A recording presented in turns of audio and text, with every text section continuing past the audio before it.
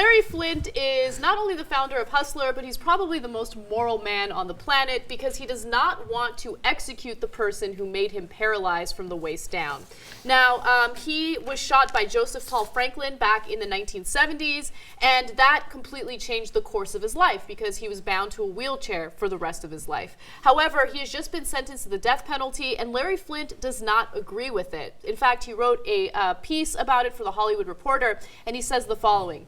Franklin has been sentenced by the Missouri Supreme Court to death by legal injection on November 20th. I have every reason to be overjoyed with this decision, but I am not. I had many years in this wheelchair to think about this very topic. As I see it, the sole motivating factor behind the death penalty is vengeance, not justice, and I firmly believe that a government that forbids killing among its citizens should not be in the business of killing people itself.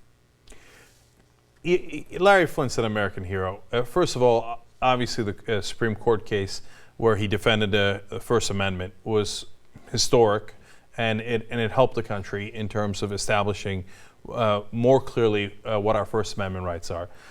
Second of all, he brought us porn. Third of all, unabashedly so, none of the soft stuff BS from Playboy.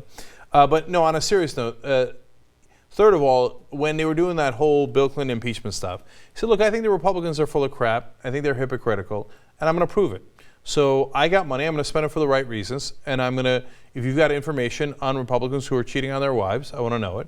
And of course, he got a lot of information. Now, one of it was on Bob Livingston, the guy who replaced Newt Gingrich, Speaker of the House, or was going to. Sad day for him. We found out that he was a hypocrite while he was impeaching President Clinton for an affair. He was in the middle of having his own affair. Down goes Bob Livingston.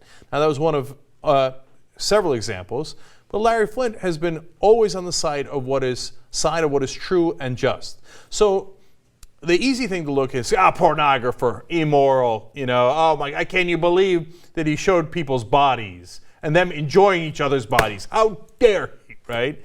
But that's old school BS morality. Real morality is standing up and doing the right thing even when it's tough. And in this case, are you sure you would have the mercy and the compassion and the rationality to be able to look at the evidence and say, look, it doesn't help us in deterring crime, according to what he thinks, right? And to say, even though this guy ruined my life, I mean, he was rich, he was successful, he had all the girls on the planet, right? I mean, he had gotten exactly what he wanted out of his life. And then the guy mowed him down, and he lost the use of his legs, been in a wheelchair since.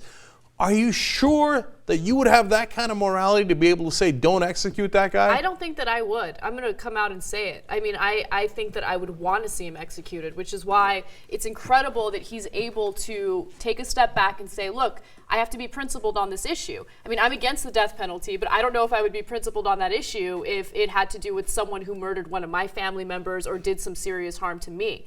So I think that he's incredible. It's amazing that he came out so publicly about this. There was another part that I wanted to read to you guys because I thought it was very powerful. He says, in all the years since the shooting, I have never came face to face with Franklin. I would love an hour in a room with him and a pair of wire cutters and pliers so I could inflict the same damage on him that he inflicted on me. But I do not want to kill him, nor do I want to see him die.